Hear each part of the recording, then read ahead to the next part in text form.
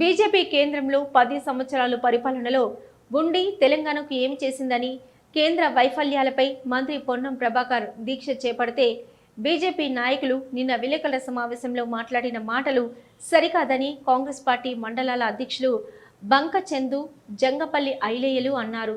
మోదీ కేంద్రంలోకి వచ్చినప్పుడు నల్లధనాన్ని బయటకు తీసి పెద్ద నోట్లు రద్దు చేసి ప్రతి పేదవారి అకౌంట్లో ఖాతాలు ఓపెన్ చేయండి, మేం ధన్ మీ ఖాతాలలో 15 లక్షల రూపాయలు వేస్తామని అన్న మీ మాటలు గుర్తు చేయడం కోసమే మంత్రి దీక్ష చేపట్టారని అన్నారు.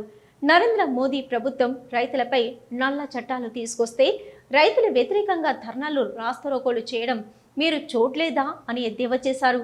రైతుల కోసం మీ ప్రభుత్వం ఏం చేసిందని ప్రశ్నించారు.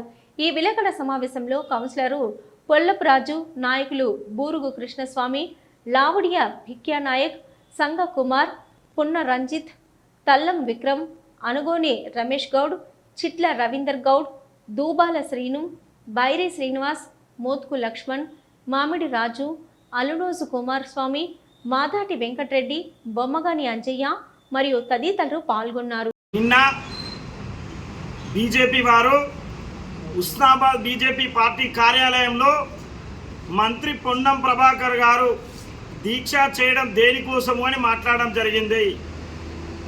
పొన్నం ప్రభాకర్ గారు రానున్న ఇప్పుడున్న పార్లమెంట్ ఎలక్షన్లో కరీంనగర్ పార్లమెంటుకు ఇన్ఛార్జిగా ఉన్నారు. దానికోసం ఏదైతే మీరు 10 సంవత్సరాలు అధికారంలో ఉండి ప్రజలకు ఇస్తా అన్న హామీలు మీరు ఇయ్యనందుకు వాటిని గుర్తు చేయడం కోసం దీక్ష చేయడం జరిగింది. అదొక్కటే కాదు, మీరు ఆనాడు ఏదైతే నల్లధనాన్ని తీసుకొచ్చి పేదవారి అకౌంట్లలో మీరు జన్ ధన్ అకౌంట్ ఓపెన్ చేయండి, ధన్ మీ అకౌంట్లో 15 లక్షల రూపాయలు వేస్తానన్నారు. మీరు 15 లక్షలు వేయలేదు. వాటిని గుర్తు చేయడం కోసం దీక్ష చేయడం జరిగింది. అదొక్కటే కాదు, మీరు ప్రజా సొమ్మును ఆదాని అంబానీ లాంటి వాళ్లకు దోచిపెడుతున్నారు.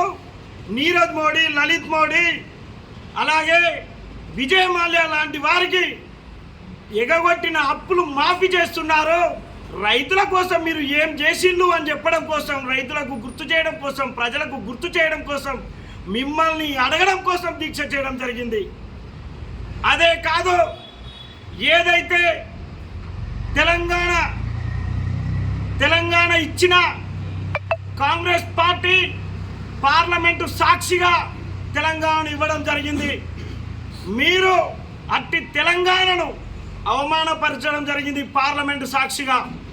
ఆనాడు బండి సంజయ్ గారు మరి నా తెలంగాణను అవమానపరిచినాం అని చెప్పేసి అడగలేదు మా ఇక్కడున్న పార్లమెంటు మెంబరు. దీనికి ఎంత సిగ్గుపడాలి అని గుర్తు చేయడం కోసం దీక్ష చేయడం జరిగింది. అదొక్కటే కాదు, తెలంగాణ కోసం అహర్నిశలు కష్టపడి పోరాటం చేసి ఎదురించి ఆనాడున్న సీఎం కిరణ్ కుమార్ రెడ్డిని కూడా జై తెలంగాణ అనుకుంటా కరీంనగర్లో అడుగు పెడితే నిన్ను నీ హెలికాప్టర్ను కాలుస్తా అన్న నాయకుడు పొన్నం ప్రభాకర్. అట్టి ఉద్యమ నాయకుడిని అందించిన తల్లిని ఇక్కడున్న బండి సంజయ్ గారు అవమానపరిచిండు.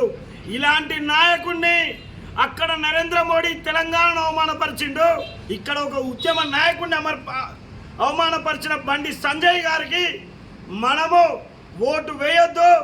వారిని, వారి పార్టీని 100 గజాలు పొక్క తీసి పాతి పెట్టాలి అని చెప్పేసి ప్రజలకు చెప్పుకుంటూ దానికోసం దీక్ష చేయడం జరిగింది. ఇక్కడ ఉన్నటువంటి ఈ ప్రాంతానికి సంబంధించినటువంటి బీజేపీ నాయకులందరూ మరి నిన్న హుస్నాబాదులో దీక్ష చేయవలసిన పని ఏమున్నది అనేటువంటిది వాళ్ళు నిన్న ప్రెస్ మీట్ పెట్టడం జరిగింది. మరి దీక్ష ఎందుకు చేయవలసి వచ్చింది అని అంటే, గతంలో పార్లమెంటు పరిధి లోపల చేసినటువంటి మంత్రి గారు అప్పుడు నేను చేసినటువంటి హామీలు ఏవైతున్నాయో కొద్దిగా గొప్ప ఇవాళ ప్రతి ఒక్క విలేజ్కి చెప్పుకునడానికి ఆస్కారం ఉంది. మరి ఇవాళ 10 సంవత్సరాల నుంచి ఇవాళ మీ ప్రభుత్వం అధికారం మీద ఉండి మీ ప్రభుత్వాన్ని మీరు నిందించలేనటువంటి పరిస్థితి. ఇవాళ జనములో మీరు మీ ఉనికిని కోల్పోతారు. కాబట్టి కాంగ్రెస్ పార్టీ ఎట్లయినా ఇప్పుడు తెర మీదకి వచ్చింది. ఇప్పుడు కాంగ్రెస్ పార్టీని ఎట్లయితే మనం డౌన్ చేయాలనే ఆలోచన మీదకి మీరు నిన్న దీక్షా కార్యక్రమాన్ని ఉదాహరణకు తీసుకొని మీరు పెట్టడం జరిగింది. మరి గతంలో చేసింది పార్లమెంటు మెంబర్గా ఉండి డెవలప్మెంట్ చేసినటువంటి కారణాలు ఎన్ని ఉన్నాయి. మరి దాన్ని పురస్కరించుకొని 10 సంవత్సరాలుగా మీ ప్రభుత్వం ఉంది. మీరు 5 సంవత్సరాలుగా పార్లమెంటు సభ్యునిగా ఉండి మరి ఉన్నటువంటి కరీంనగర్ పార్లమెంటు పరిధి లోపల ఉన్నటువంటి నియోజకవర్గాలు ఏవైతున్నాయో ఏ నియోజకవర్గానికి నువ్వు ఎన్ని పనులు చేసినవో దాన్ని ప్రతి ఒక్క విలేజ్కి పోయి నువ్వు తీసుకునేది ఉంటే పార్లమెంటు సభ్యునిగా నువ్వు అర్హునివా అనర్హునిగా అనేటువంటిది అక్కడ ఉన్నటువంటి ఆ ప్రాంత ప్రజలే తెలియజేస్తారు. మరి ఇవాళ మీ అసమర్థతను కప్పిపుచ్చుకొని ఇవాళ ఏదైతే కాంగ్రెస్ పార్టీ 3 నెలలు ప్రభుత్వం వచ్చి 3 నెలలు కాలేదు. మరి ఇవాళ 6 గ్యారంటీలను అమలు చేసినటువంటి ప్రభుత్వం కాంగ్రెస్ ప్రభుత్వం. మరి గతంలో ఇవాళ 100 సంవత్సరాల చరిత్ర కలిగినటువంటి ప్రభుత్వం కాంగ్రెస్ ప్రభుత్వం. మీరు నిన్న మొన్న రాలేదు. ఒక్క బిడ్డ తల్లి అంటే 10 బిడ్డల తండ్రికి 10 పిల్లల కన్నా తల్లికి తినక నేర్పినట్టుగా మీరు ఇవాళ చెప్తా ఉన్నారు. మీ చరిత్ర ఎంత, మీ కథ ఎంత? ఇవాళ మీ ప్రధానమంత్రి ఒక పెన్ను ఖరీదు చూసుకోండి, బూటు ఖరీదు చూసుకోండి. 100 మంది రైతులను ఢిల్లీ లోపల తొక్కిచ్చి చంపిన ఘనత మీ బీజేపీ ప్రభుత్వాన్ని, మీ ప్రధానమంత్రిది. మరి ఆయనను నిందిస్తలేరే? ఇవాళ ఉన్నటువంటి 15 లక్షల నల్ల డబ్బు అనుకుంటావు. ఇవాళ నువ్వు ఉన్నత స్థాయికి ఉన్నటువంటి వాళ్ళకే నువ్వు చెందబెట్టినావు తప్ప సామాన్య ప్రజలకు చేసినటువంటిది ఏది లేదు. ఇలా మామూలుగా 2,000 రూపాయలు ఇలా రైతులకు వేస్తానమని చెప్పి చల్ల కబురు చెప్పుకుంటే తప్ప ప్రజలకు ఉరగబెట్టింది బీజేపీ ప్రభుత్వం.